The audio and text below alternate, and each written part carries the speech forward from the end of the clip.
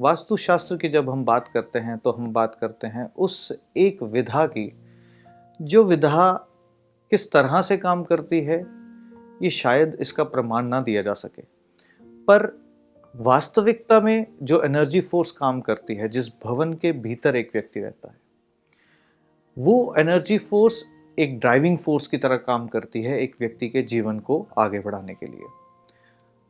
वास्तु शास्त्र में जब हम बात करते हैं किसी भी बिल्डिंग, किसी भी स्ट्रक्चर, किसी भी स्पेस को ठीक करना, तो वो ना केवल एकमात्र बिल्डिंग, स्पेस या स्ट्रक्चर की हम बात करते हैं, हम एक व्यक्ति के अस्तित्व की बात करते हैं। यानी कि वास्तु में किए गए हर वो बदलाव एक व्यक्ति के जीवन के विभिन्न अंगों के ऊपर उसका प्रभाव पड़ता है। वास्तु की शुरुआत जब हम बात करते हैं इस भवन की, तो हम इस देह रूपी भवन की भी बात करते हैं। तो वास्तु शास्त्र एक ऐसी विधा है जिस विधा में हम स्पेस को जानते हैं, स्पेस में रखे हुए सामान को जानते हैं, पंच तत्वों को जानते हैं और उनका संतुलन बनाकर किसी भी व्यक्ति के जीवन में कोई भी परेशानी क्यों ना हो, जैसे कि बहुत सारे लोग हैं अपनी ज़िंदगी में मेहनत बहुत करते हैं पर पैसे को लेकर के समस्या, बहुत सारे लोग हैं रिलेशनशिप पे बहुत सारा टाइम देते हैं पर अंडरस्टैंडिंग में कमी, बहुत सारे लोग हैं जिनकी ज़िंदगी एक हेल्दी लाइफ की तरह वो नहीं व्यतीत कर पा रहे। तो वास्तुशास्त्र इन सारे संदर्भों में कुछ प्रॉब्लम्स को एड्रेस कैसे करना है इसके लिए सहायक हो जाता है। वास्तुशास्त्र में हम किसको समझते हैं जो वास्तुशास्त्र की ऑनलाइन जर्नी या ऑफलाइन जर्नी है। बहुत सारे लोग इस कोविड के दौरान अपने अपने देश से बैठ करके, अपने अपने शहर से बैठ करके ऑनलाइन सेशन के माध्यम से इस यात्रा को पूर्ण किया और इस यात्रा को जैसे जैसे हम आगे बढ़ाते गए, लोगों के ज़िंदगी को देखने का नज़रिया बदलता चला गया। वास्तुशास्त्र के अंदर हम इस यात्रा में जो जो चीज़ों को कवर करते हैं वो बहुत ही अहम रोल प्ले करती हैं किसी भी व्यक्ति के जीवन में। जैसे कि पहली चीज़ जो आप वास्तु के अंदर सीखते हैं कि एक भवन की बनावट जो है वो कैसी होनी चाहिए, और उसी बनावट का एक मुख्य आधार है दिशाएं। दिशाएं दो कंसेप्ट्स के ऊपर बेस्ड हैं, एक जो मॉडर्न अप्रोच है, एक जो ट्रेडिशनल अप्रोच है। हम इस यात्रा के अंदर दोनों अप्रोचेस को एक साथ लेकर के चलते हैं, यानी कि मॉडर्न कंसेप्ट ऑफ वास्तुशास्त्र क्या कहता है और इसमें ट्रेडिशनल अप्रोच क्या है। तो इस यात्रा के अंदर हम पहली चीज़ जो समझते हैं वो दिशाओं के गुण धर्म क्या हैं उनको समझते हैं। फिर एक दिशा को एक घर में लोकेट आउट करना, सही ब्रह्म स्थान का चयन करना, सही से दिशा को लोकेट आउट करना, उस दिशा में क्या असंतुलन है उसको ढूंढना और बिना किसी तोड़ फोड़ के किस तरह से उस स्पेस को पंच तत्वों के आधार पे हम बैलेंस कर सकते हैं, ये वो यात्रा है। क्योंकि आज ये विषय नहीं है कि आपके घर की फेसिंग कौन सी है, आज ये विषय है कि इस समय लोगों को घर भी नहीं मिलते और जिनके पास जो घर हैं उस घर के अंदर तोड़फोड़ जैसा कोई भी ऑप्शन जो है अवेलेबल नहीं है और ना ही किया जा सकता है।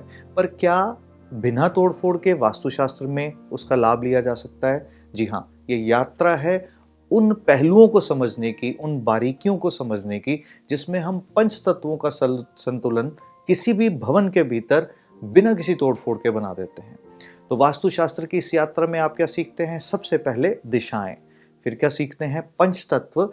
जो पंच तत्वों का असंतुलन अगर एक शरीर के अंदर हो जाता है, जिसको हम आयुर्वेद की दृष्टि से वात, पित्त व कफ समझते हैं, तो आप जानते हैं कि एक शरीर के भीतर रोग जो है स्थान ले लेते हैं। ठीक उसी तरह से एक भवन के भीतर पंच तत्वों का संतुलन एक भवन में रहने वाले व्यक्तियों के लिए इम्बैलेंस क्रिएट करता है।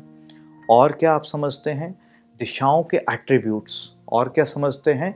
हर एक ऑब्जेक्ट जो एक दिशा के अंदर रखा है उसके प्रभावों को जानते हैं।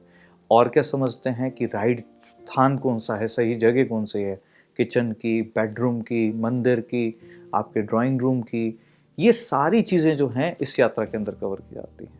उसके अलावा अगर किचन सही नहीं जगह है तो बिना तोड़े फोड़े हम उसको संतुलित अवस्था में कैसे लेकर के आए, अगर मंदिर सही जगह नहीं है तो उसका क्या समाधान हम दें, किसी भी चीज़ को बिना तोड़ फोड़ के उसका निदान किस तरह से करते हैं, ये वास्तुशास्त्र की यात्रा है। फिर हम प्रवेश द्वार को जानते हैं कि एक भवन के भीतर प्रवेश द्वारों का क्या लेना देना है।